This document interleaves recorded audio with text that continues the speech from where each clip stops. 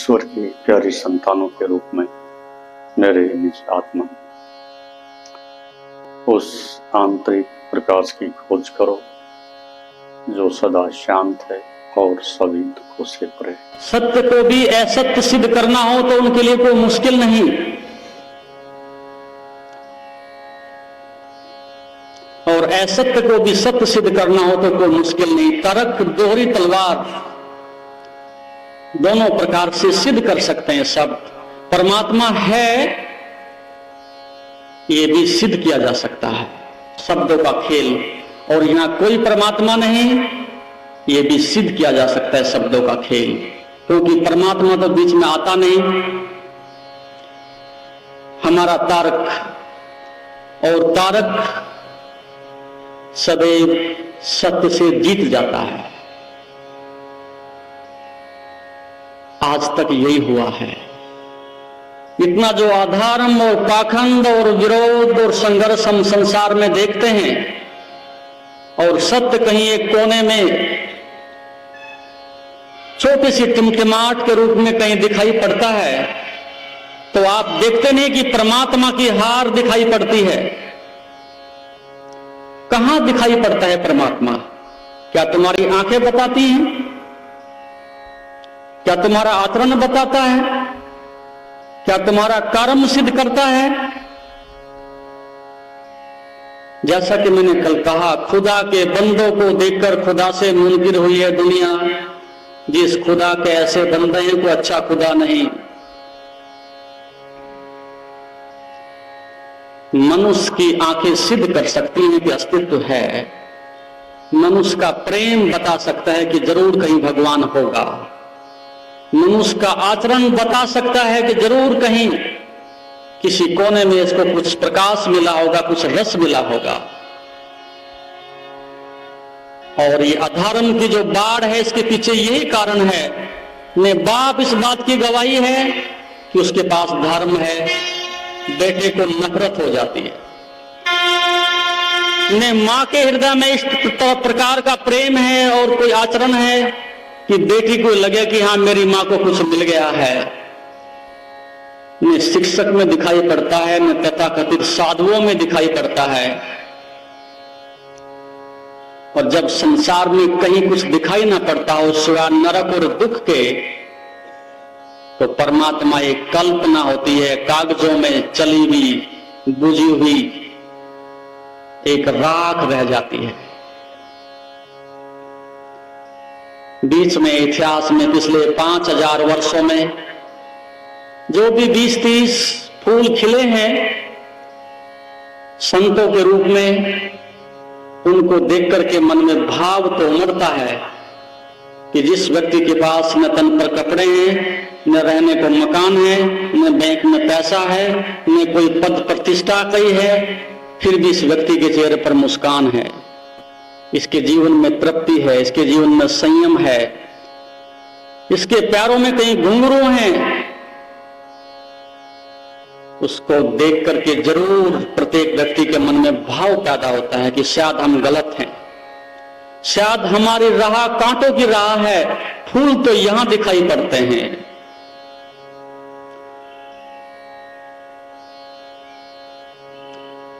निगाहें जमाने की पड़ी जाती हैं कामिलों पर, फूल कब नया होता है पत्तों में। यदि बाप बेटे के लिए कसौटी नहीं बनता तो धर्म धीरे धीरे समाज से समाप्त होता चला जाता है। यदि धर्म के द्वार में प्रवेश करना है तो पहली सीढ़ी माँ और बाप के प्रति बेटे की, बच्चे की श्रद्धा हो जानी चाहिए। और यदि बेटे को पहले कदम पर ही धोखा मिल जाता है कि बाप मुझे धोखा दे रहा है, माँ मुझे धोखा दे रही है, तथाकथित ये धर्म गुरु मुझे धोखा दे रहे हैं, सब चली बातें हैं, न कहीं शांति है, न कहीं धर्म है, न कहीं परमात्मा है। इस प्रकार की एक नशे की हालत में स्वाभाविक है हमारे बच्चों को मन में एक नफरत की भावना पैदा हो जाती है। इसलिए धर्म के प्रति रुचि समाप्त हो गई। परमात्मा में मनुष्य की कल्पना हो गई, वो राह ही बंद हो गई। हम अधर्म में पैदा होते हैं, अधर्म में बड़े होते हैं और धीरे धीरे उसी में समाप्त हो जाते हैं। तो क्या वो जीने की नियति है, जीवन का राह है? तो तर्क है, हम दिए जाते हैं, लेकिन तर्क कितने भी बड़े हों सत्य से बड़े नहीं हो सकते। तर्क कितना भी बड़ा हो तुम्हारे अस्तित्व से, तुम्हारे आत्मा से बड़ा नहीं हो सकता, निकला तो वहीं से है। तर्क से हम कुछ समय के लिए स्थगित कर सकते हैं, लेकिन उस आवाज को समाप्त नहीं कर सकते। अंदर से वो आवाज आती रहेगी कि तुम कौन हो। अंधेरे में भी आवाज आएगी कि तुम हो कौन, इसको तलाशो। तो तर्क तो दुधारी तलवार है, जिधर तुम चाहते हो अपने अनुसार उसको ढाल लेते हो।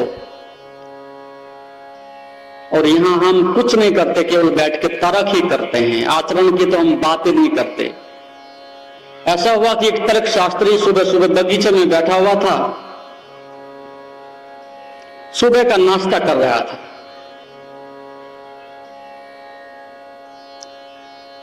तर्क शास्त्री की घोषणा यही थी कि संसार में कुछ नहीं है, सब नरक है, सब दुख है, कांटे काटे हैं, फूल कहीं भी नहीं है। हर चीज को जब हम नकारात्मकता से देखने लगते हैं तो सर्वत्र नरक दिखाई पड़ता है। नकारात्मकता से ही नरक निर्मित होता है। जैसे जॉन्डिस के रोगी को सब पीला दिखाई पड़ता है। तर्क शास्त्री ने कहा कि दुनिया इतनी नरक से भरी है, इतनी दुख से भरी है, आदमी नहीं पदार्थ भी इस बात की गवाही दे रहा है। ये देख, मेरे हाथ में ब्रेड है जिसके ऊपर उसने मक्खन लगाया हुआ था, कि यदि मैं इसको ऊपर उछालूं आकाश में, इसका भी इतना दुर्भाग्य है, इस ब्रेड का भी, ये भी मक्खन की साइड से गिरेगी पृथ्वी पर, मैली हो जाएगी, खाने योग्य नहीं बचेगी। पत्नी ने कहा ऐसा नहीं होता, आदमी के विषय में कुछ नहीं कहा जा सकता, पदार्थ तो ईमानदार है, तुम ऐसा निर्णय क्यों करते हो? ऐसा भी हो सकता है कि मक्खन ऊपर रहे और रोटी नीचे रहे। उसने कहा अच्छा, तो अभी हम टोस्ट कर देते हैं। और उसने जैसे ही ब्रेड को ऊपर उछाला, सौभाग्य से मक्खन ऊपर रहा और रोटी नीचे आ गई। पत्नी खिलखिला के हंसी, बोला देख लो हम जीत गए। उसने कहा मैं तो तुम जीते हो। और ने रोटी उस तरह से गिरी है, केवल एक ही भूल ही है, गिरी तो उधर से ही है, लेकिन मैंने मक्खन गलत दिशा में लगा दिया। गिरी तो वही है जहां गिरनी चाहिए थी, मैंने मक्खन गलत दिशा में लगा दिया। फिर भी हम जीत चाहते हैं।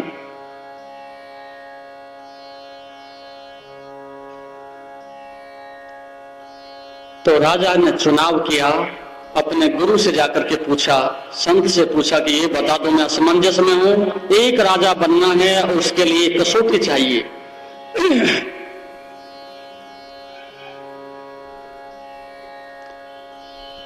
संत ने कहा कि बहुत आसान है ये काम, आप ऐसा करो, तीनों बेटों को 1,000 रुपए दे दो, और उनके तीनों के अलग अलग महल हैं, उनसे कहो कि 1,000 रुपए में तुम महल का प्रत्येक कोना कोना जो भर देगा उसको मैं राजा नियुक्त। हम भी उस महल में उसी श्रेणी में हैं। ऐसा मत समझना कि हमारे अंदर कोई बहुत बड़ी संपदा है, कचड़ा ही भरा है। और इतना नहीं, रोज खरीद खरीद के लाते हैं, बाजार से कचड़ा खरीद के लाते हैं, कीमत दे करके लाते हैं।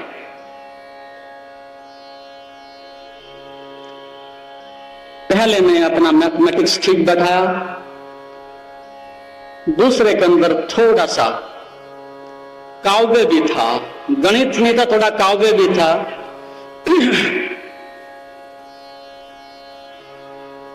उसने निर्णय किया कि 1,000 रुपए के बहुत सारे फूल आ जाएंगे, और उसने पूरे महल में लाकर के फूल बखेर दिए, भर गया।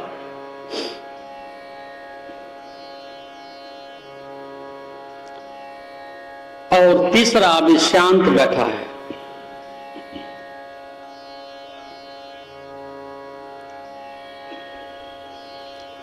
और जब नियुक्त समय के बाद और राजा और फकीर उन बच्चों को लेकर के महल में देखने के लिए गए और पहले बच्चों को देखा, उसने शर्त पूरी करने के लिए पूरे महल को कचरे से भरा है। तो फकीर ने कहा ये बेटा काबिल नहीं है, योग्य नहीं है, ये सारी राजधानी को, सारे राज को कचरे से भरेगा, इसको समझ नहीं। आगे बढ़े, दूसरे महल में देखा कि वहां फूल बिछे हैं। थोड़ी सी आशा की किरण जगी राजा को, थोड़ी थोड़ी हल्की सी सुगंध आ रही थी, लेकिन दुर्गंध कहीं अधिक थी, क्योंकि फूल तभी तक फूल होता है कि जब वो पौधे पर लगा हुआ होता है। पौधे से तोड़ लेने के बाद वो लाश हो जाती है, डेड बॉडी हो जाती है, सड़न पैदा होने लगती है। ये तो अच्छा है कि गले में जो माला डालते हैं वो 10-5 मिनट के लिए ही गले में रखनी पड़ती है। पता चले कि 1 सप्ताह के लिए रखोगे तो शायद कोई माला को डलवाने के लिए राजी ना हो। सजा हो गई, रात को बदबू उठे बिस्तर से। और मैं कहता हूं ऐसा होना चाहिए, जो किसी को माला पहना है तो 1 सप्ताह इसके साथ रहना पड़ेगा।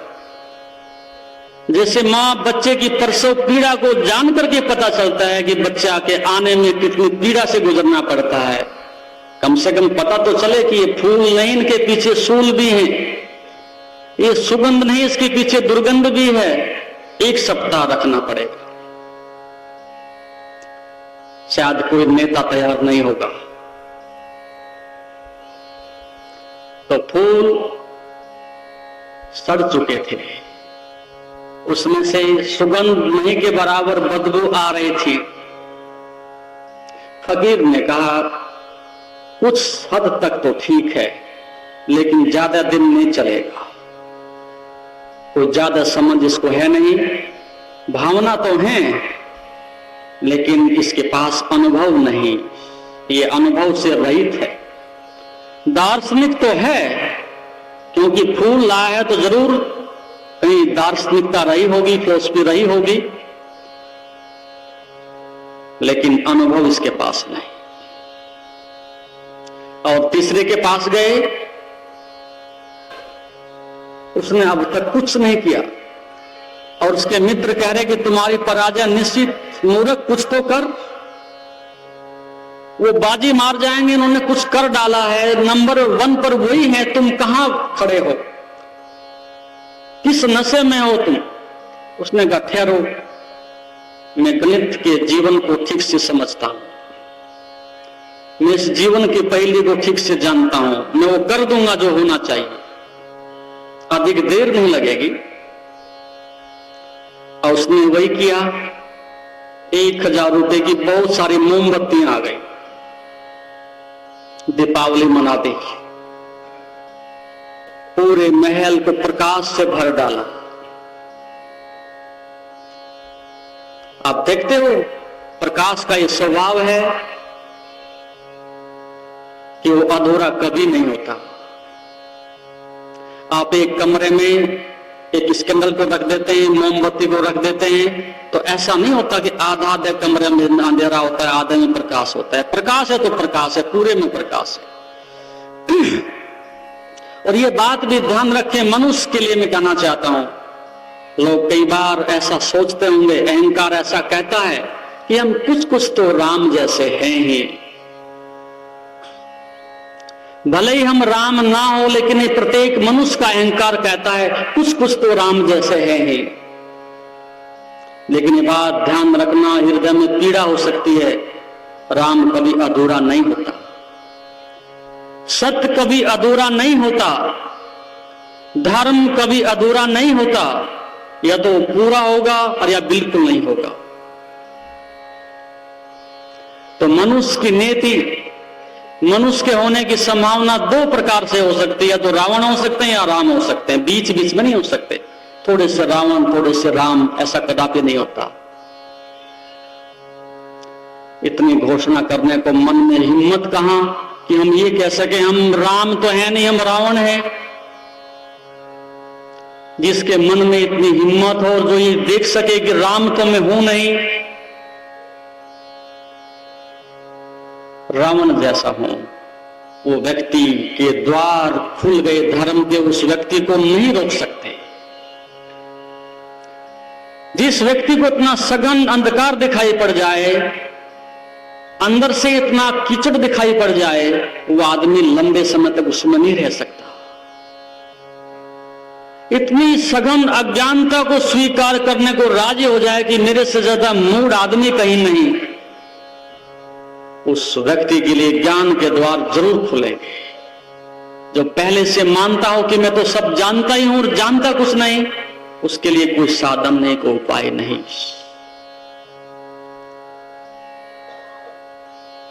तो या तो हम पूरे पूरे रावण हो सकते हैं या राम हो सकते हैं। और रावण का मतलब लंका का रावण मत सोच लेना, ये बात भी भ्रांति पैदा करती है कि एक ही रावण हुआ था। यहां तो रावण की बड़ी लंबी श्रृंखला है, वो काव्य की भाषा है, उस काव्य में मत जाना। जमीन पर हो, हकीकत को स्वीकार करना। रावण में 2 दुर्गुण थे। 2 दुर्गुण थे रावण में। शायद आप उनको पहचान लो तो अपनी पहचान को उसके साथ आप मिला लो। 2 दुर्गुणों के कारण रावण की संज्ञा थी। वो 2 दुर्गुण कौन से थे? और जिसमें वो 2 हैं वो आज भी रावण है। 2 बुराइयां थी रावण में। एक तो धन लोलुप था, इसलिए सोने की लंका उसकी दृष्टि में 24 घंटे रहती थी।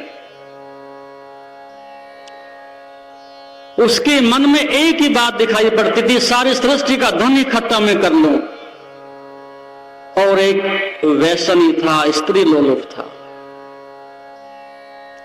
धन और स्त्री उसके जीवन के 2 ही लक्ष्य थे, रात दिन यही 2। और यदि आज भी हमारे मन की स्थिति ऐसी है तो हम निश्चित रूप से उस बात को दोहरा रहे हैं। मनुष्य हैं लेकिन बाहर से।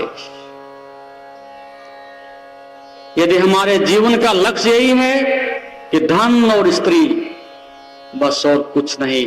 और मैंने परसों बताया था कि ज्यादा से ज्यादा हम 14 वर्ष की आयु पर आकर के समाप्त हो जाते हैं। तेली का बैल वहीं और वहीं घूमता है, इससे ज्यादा हम उन्नत नहीं होते। और यदि हम 14 वर्ष की आयु में भी चल बसते तो संसार में कोई बड़ी महती विनष्टि होने वाली बात नहीं थी। क्योंकि पहले 7 तक शरीर, उसकी आवश्यकता भोजन, और 7 से 14 में वासना। इसके बाद पूरी जिंदगी उसी चाक पर घूमती है। न मनन है, न विवेक है, न चिंतन है, न प्रज्ञा है, न धर्म है, न शांति है। वो तेली का बैल वहीं और वहीं घूमता है, वो 14 के बाद नहीं जाता।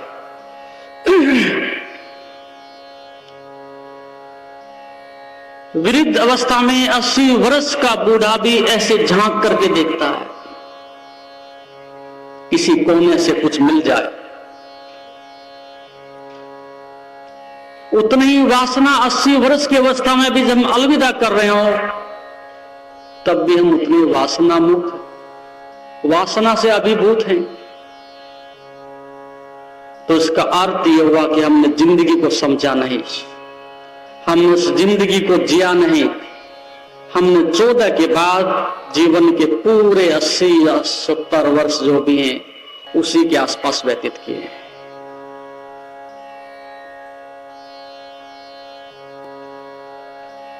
ऐसा हुआ कि गांव में एक ऐसी घटना घटी। एक मंदिर, उसमें रहने वाला सन्यासी, लोग जाते हैं, पैर छूते हैं, आदर करते हैं, सम्मान करते हैं, पूजा करते हैं, दान देते हैं। और दुर्भाग्य से या सौभाग्य से उसी के ठीक सामने एक वेश्यालय, कई वर्षों तक ये बात बनी रही। कुछ लोग हैं कि जो मंदिर में प्रवेश कर जाते हैं, कुछ लोग हैं कि जो वेश्यालय में प्रवेश कर जाते हैं।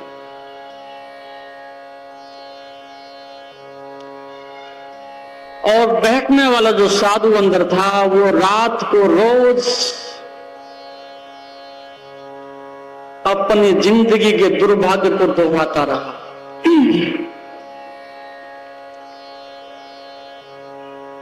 रोज इस बात से अंदर से कुंठित हो जाता, पीड़ित हो जाता कि जिंदगी बेकार गई। क्या करिएगा, यहां बैठे हैं कपड़े पहन करके।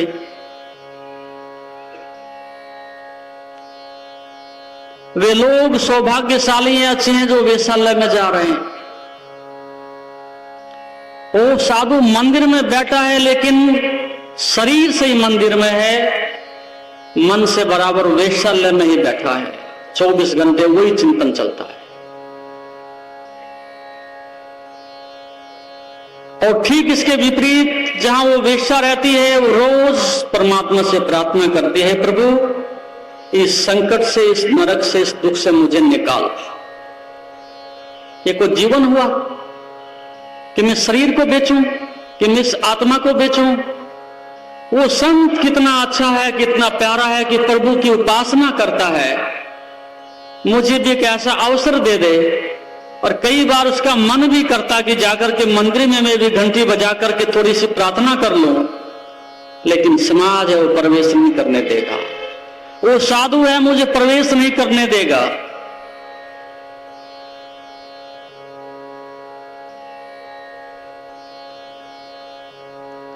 और कहते हैं दोनों विपरीत छोर लंबे समय तक वेश्यालय में रहने वाली वेश्या मंदिर में निवास करती रही और मंदिर वाला वेश्यालय में निवास करता रहा।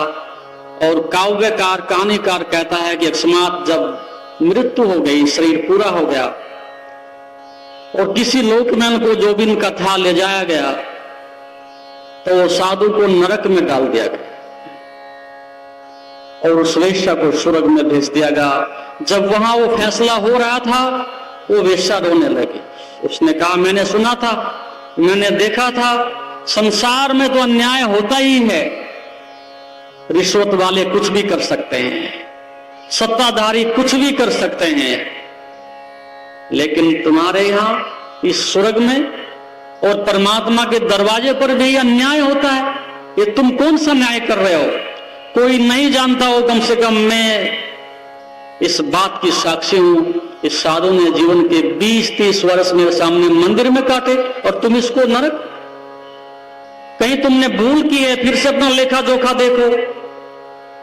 उसने काम में बहुत अच्छी प्रकार से देख लिया है।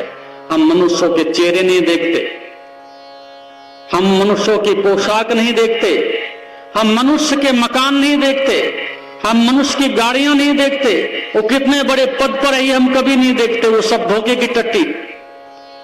हम तो अंदर निवास करने वाले उस मन को देखते हैं, उस आचरण को देखते हैं, उस भाव को देखते हैं कि ये व्यक्ति क्या सोचता है, क्या करता है। शरीर से रहा होगा कहीं मंदिर में, लेकिन ये मन से बराबर वही रहा, इसलिए इसको भेज दिया जाएगा और तुम्हें एक अवसर दिया जाता है, जाओ पूजा करो। ये हमारी अपने स्वयं की, समाज की कहानी है। कितने हम में से ऐसे लोग हैं कि जो शरीर से यहां हैं और मन से भी यहीं होंगे। कितने ऐसे लोग हैं कि जब हम सम्मान का हार किसी गले में डाल रहे होते हैं तो हमारे मन में ईर्ष्या ना पकड़ती होगी।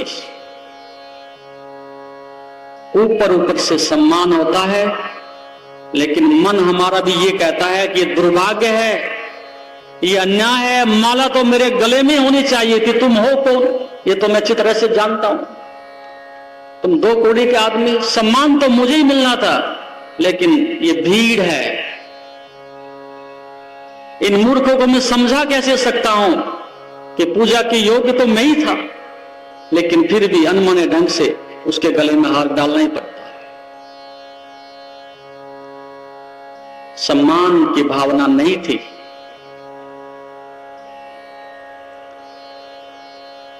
इस प्रकार की यदि हमारी नियति है और हम इस बात के प्रति ईमानदार नहीं हैं, और हमारे रावण के जो 10 सिर हैं, वो जो 10 दिशाएं हैं, काम क्रोध लोभ के रूप में जो बराबर किसी न किसी रूप में अंदर प्रकट होती रहती हैं, उसको यदि तुम नहीं समझ सकते, यदि तुम उसको रूपांतरित नहीं कर सकते,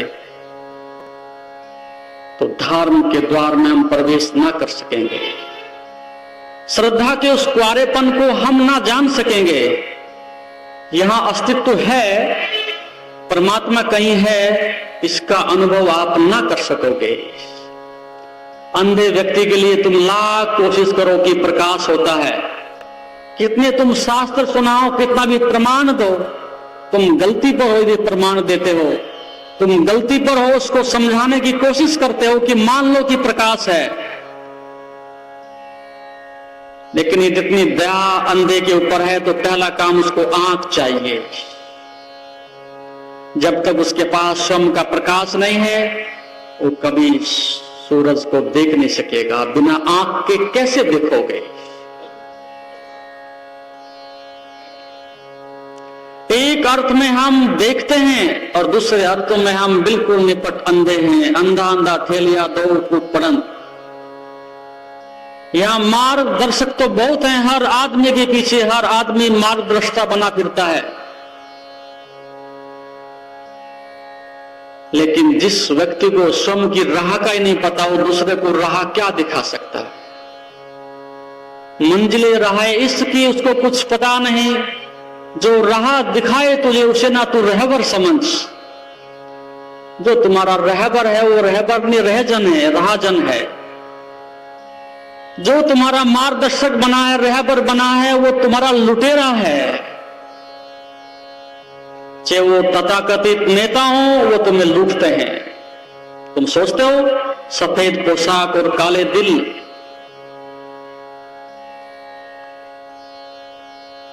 वो तुम्हें मार्ग दिखाए, वो तुम्हें राह दिखाए। वो ज्यादा से ज्यादा तुम्हें राजधानी तक ले जा सकता है, लेकिन सत्य तक नहीं ले जा सकता। वो ज्यादा से ज्यादा 2 कौड़ी तुम्हारे हाथ में थमा सकता है, लेकिन श्रद्धा और प्रेम नहीं दे सकता। जो स्वयं भिक्षा पात्र लेकर के हाथ में घूम रहा है, वो तुम्हें बादशाह बनाएगा। जो स्वयं जिंदगी के बुझे हुए चिराग की भांति एक कोने में पड़ा है, वो तुम्हें प्रकाश दिखाएगा। समाज में कोई नेता मार्गदर्शक नहीं है। और उसके साथ साथ ये भी कहता हूं, तथाकथित जो साधु हैं वो भी मार्गदर्शक नहीं है। लगभग 80 लाख साधु हैं पूरे भारत में। 80 लाख लगभग साधु जो 50 पैसे का गेरू लेकर के कभी भी खड़े हो जाते हैं। इतनी लंबी कतार है साधुओं की। लगभग 7 लाख गांव है पूरे हिंदुस्तान में। लगभग 8 साधु एक गांव के हिस्से में आते हैं। ईमानदारी से यदि देखा जाए 8 साधु। वस्तुतः वो साधु होते, संत होते, तपस्वी होते, ज्ञानी होते, त्यागी होते, जितेंद्रिय होते, उस भारत की दुर्दशा। किसी पुलिस की जरूरत नहीं थी, कोर्ट की जरूरत नहीं थी, पागल खानों की जरूरत नहीं थी, हॉस्पिटल में एडमिट होने की जरूरत नहीं थी। वो साथ चलते हुए प्रकाश इतने पर्याप्त थे कि सारे गांव को रोशन कर सकते हैं। सबकी तपन मिट सकती है, लेकिन वही स्वयं लाश बन करके तुम्हारे कंधों पर और अधिक उस पाप धर्म को बढ़ाने के लिए इस समाज के विनाश में अपना योगदान दे रहे हैं। ठीक इसके बल्कि विपरीत है। ठीक करना तो अलग रहा, जो थोड़ा और कहीं ठीक दिखाई पड़ता हो वो उसको और अधिक खराब करने की नीति बना लेते हैं, क्योंकि इसका धंधा पाप के ऊपर चलता है। इन गृहस्थियों को कीड़े हैं, मकोड़े हैं, भोगी विलासी हैं, मच्छर हैं, पापी हैं, तिरस्कार कर करके ऐसा नीचे गिरा करके ऊपर बैठ जाते हैं और ऐसी आत्मा को नीचे गिरा देते हैं कि मनुष्य उठने का साहस ही नहीं कर सकता। फिर कहते हैं वो चोर दरवाजे से पीछे से आना, तुम्हें हम स्वर्ग में भेज देंगे, तुम्हें मोक्ष में भेज देंगे। वो सब ठेकेदार, वो सब इस प्रकार की मध्यस्थता करने वाले व्यक्ति और अधिक समाज में पापाचार बढ़ाते चले जाते हैं और संसारी व्यक्ति घबरा जाता है। तो जिसको तुम रहबर कह रहे हो समाज में, जिसको तुम अपना मार्गदर्शक कह रहे हो, वे स्वयं भक्षक हैं।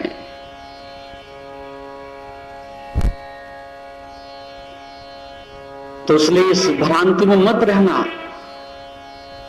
कि कोई में राह दिखा देगा। राह तलाशनी पड़ती है, उसके लिए उस दिशा में कदम बढ़ाने पड़ते हैं, उस दिशा में पुरुषार्थ करना पड़ता है। तो राजा को जब ये दिखाया ले जाकर के तीसरे महल में जब प्रवेश किया तो उस बेटे ने क्षण भर में सारे महल को प्रकाश से भर दिया और फकीर ने कहा कि ये राजा होने के योग्य है। इसके बाद मैथमेटिक्स तो है ही, ये दार्शनिक भी है और दार्शनिक ही नहीं, ये सत्य को जानने वाला भी है। ये प्रजा को आगे ले जाएगा। हैं एक तरह के समाज में वो व्यक्ति हैं कि जो केवल पदार्थ और पदार्थ और पदार्थ, अपनी भाषा में कुछ भी कहो, है वो पदार्थी। चाहे वो रंगीन नोट हो कि चाहे तुम्हारे अंबारी ऊपर तक गगन चुंबकीय मकान हो, पदार्थ का ही विस्तार होता है हमारे जीवन में और कुछ नहीं होता। सुबह से लेकर कर रात्रि तक जीवन पर्यंत पदार्थ और पदार्थ बढ़ाते हैं, आत्मा कहीं नहीं, प्रेम और सहानुभूति कहीं नहीं। जीवन क्या है इसको जानने के लिए तड़फ कहीं नहीं, बस पदार्थ बढ़ाते चले जाते हैं। हम कभी नहीं बढ़ते, बस पदार्थ ही बढ़ता है। और ऐसा व्यक्ति अधार्मिक है, नास्तिक है। ऐसा व्यक्ति जानवर से कोई ज्यादा विकसित नहीं है कि जो पदार्थी बढ़ाता हो।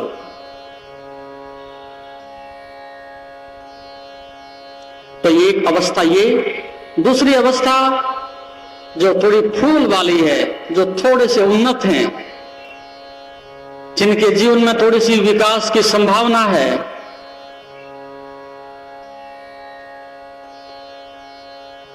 उनको हम दार्शनिक कहें, चिंतनकार कहें। थोड़ा सा मनन करते हैं, थोड़ा सा चिंतन करते हैं, लेकिन उसके आगे वो भी नहीं जाते। अधिकांश हम उसमें से ही होते हैं। और एक तीसरी प्रकार के व्यक्ति होते हैं जो उस प्रकाश से, श्रद्धा से, ज्ञान से आप्लावित होते हैं। ये तुम्हारा चुनाव है कि आप क्या चाहते हो। पदार्थ को ठीक से देखा, एक कदम हम आगे भी देख लें कि और क्या हो सकता है। पदार्थ की असफलता, पदार्थ की व्यर्थता को जान लेने के बाद मनुष्य निश्चित रूप से 2 कदम आगे बढ़ सकता है। तो संसार में 4 तरह के व्यक्ति हैं।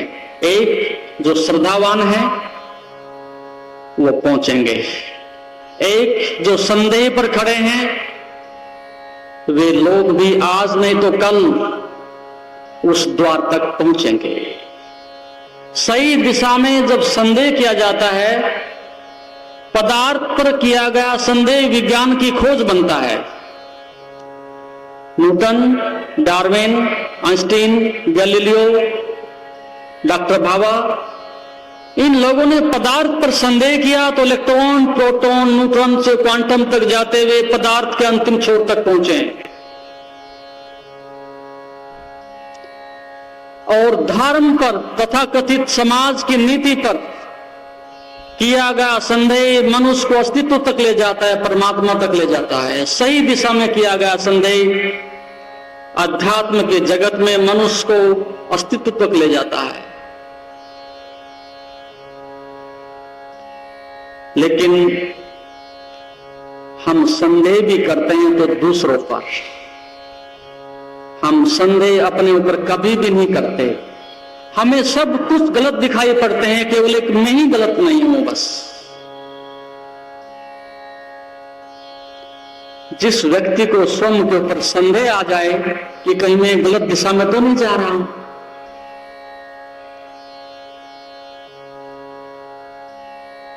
तो ऐसे व्यक्ति के धर्म का द्वार खुल सकता है। इसलिए दूसरे के ऊपर संदेह मत करना, क्योंकि वो कारण और अस्तित्व के उसके बीच की बात है।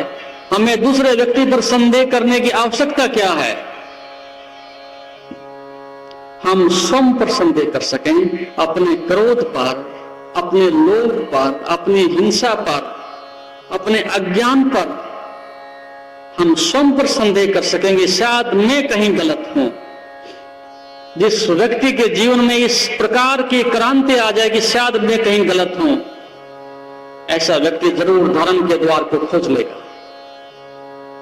ऐसे व्यक्ति को सत्य से वंचित नहीं रखा जा सकता, लेकिन हम तो दूसरों की टांग घसीटते हैं। ऐसा हुआ, सुबह सुबह समुद्र के किनारे एक व्यक्ति मछली पकड़ता है। एक बाल्टी रखी हुई है, उसमें मछलियां रखता है। एक दूसरी बाल्टी है, उसमें वो केकड़े डालता है। केकड़े आपने देखे होंगे। एक व्यक्ति वहां से बर्मन करता हुआ आता है कि यार ये तो ठीक है कि तुमने मछली पकड़ी है, इसको ढक के भी रखता है, लेकिन ये केकड़े तुम्हारे बाहर निकल रहे हैं, ये केकड़े सारे बाहर चले जाएंगे। उसने कहा नहीं, जितना इनसे परिचित मैं हूं आप कभी भी नहीं हो, केकड़े बाहर नहीं जा सकते। बोले क्यों? बोले जब एक केकड़ा ऊपर चढ़ता है 10 उसकी टांग घसीटते हैं।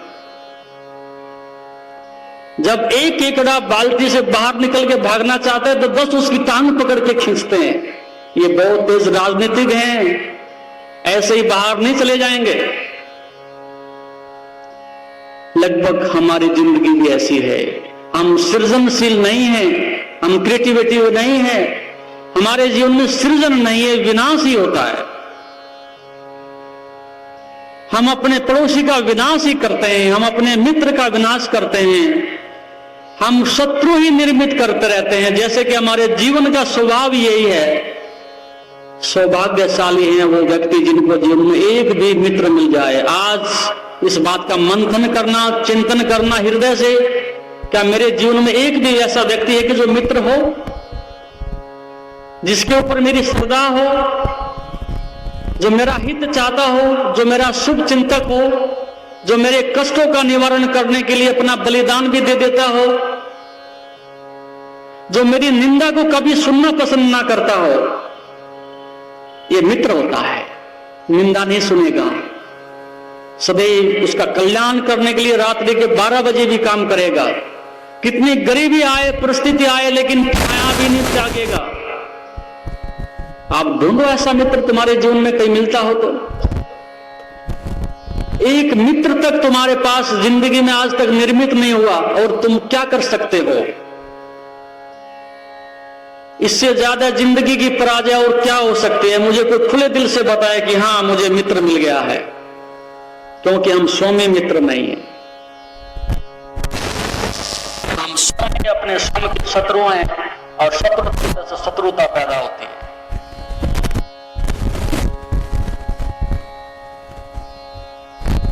हमारी सारी जिंदगी की ये निराशा, हताशा और पराजय इस बात को दर्शाती है कि दूसरों की टांग घसीटने में हमारी सारी जिंदगी निकलती है, और हम इतने अंदर से प्रफुल्लित होते हैं जैसे बड़ा महान कार्य करके आए, आज कई को धराशायी कर दिया।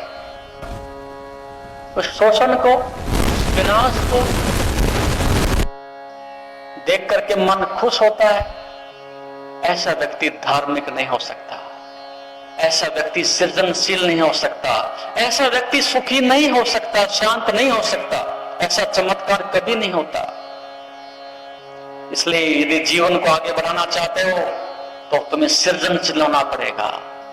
हम क्या दे सकते हैं दूसरे को, ये बराबर हमें चिंता रखनी पड़ेगी। अब तक एक ही तरह के लोग हैं, दूसरे हमें क्या दे सकते हैं। इसी से दुश्मनी पैदा होती है, इसी से बगावत पैदा होती है, इसी से नफरत पैदा होती है। हर कोई दूसरे से मांग कर रहा है, पत्नी मुझे क्या दे सकती है, बेटा मुझे एक सम्मान कितना दे सकता है, पड़ोसी मुझे क्या दे सकता है। एक सूत्री कार्यक्रम और मैं देने के लिए कुछ भी तैयार नहीं। एक शब्द हुआ करता था श्रेष्ठी, और श्रेष्ठी से बिगड़ करके फिर बना वो सेठ। श्रेष्ठी शब्द हुआ करता था, जो श्रेष्ठ आदमी हुआ करता था वो सेठ हुआ करता था। श्रेष्ठी से सेठ बना और सेठ से लाला बन गया। हम सब लगभग लाला हैं, ला और ला, इट्स मीन लाओ और लाओ, लाओ और लाओ, दैट मीन लाला। हम सब दुकानदारी चलाते हैं, आना चाहिए बस।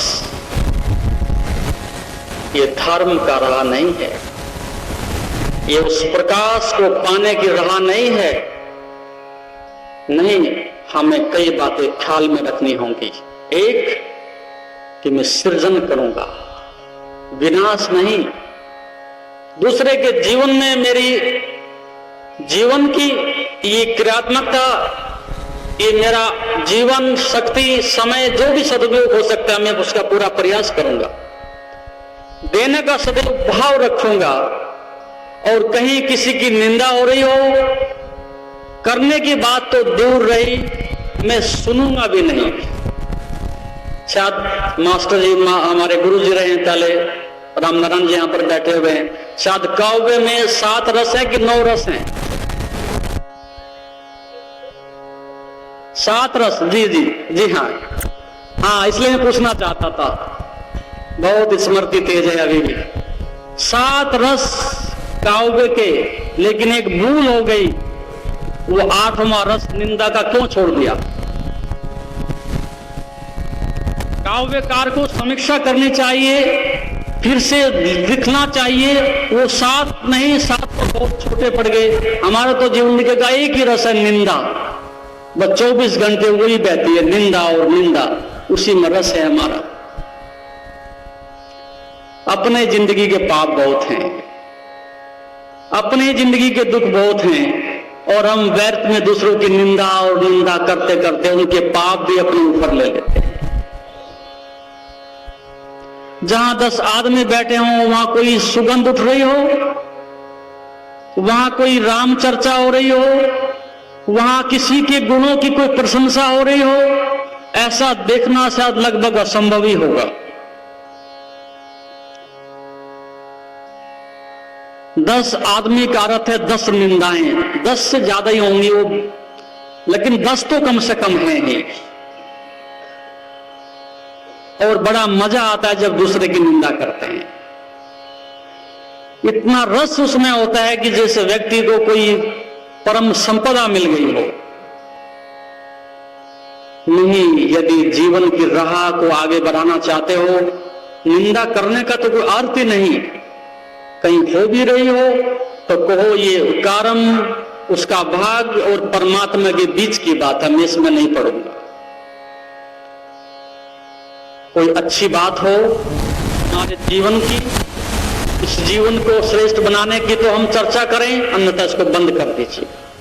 और आप सोचते हैं यदि निंदा का रस बंद हो जाए तो आप देखना कि आपकी जिंदगी में एक रूपांतरण हो जाए। तुम सुनना ही बंद कर दो, दूसरा रस ही नहीं लेगा। हर आदमी चलता फिरता पोस्टमैन है।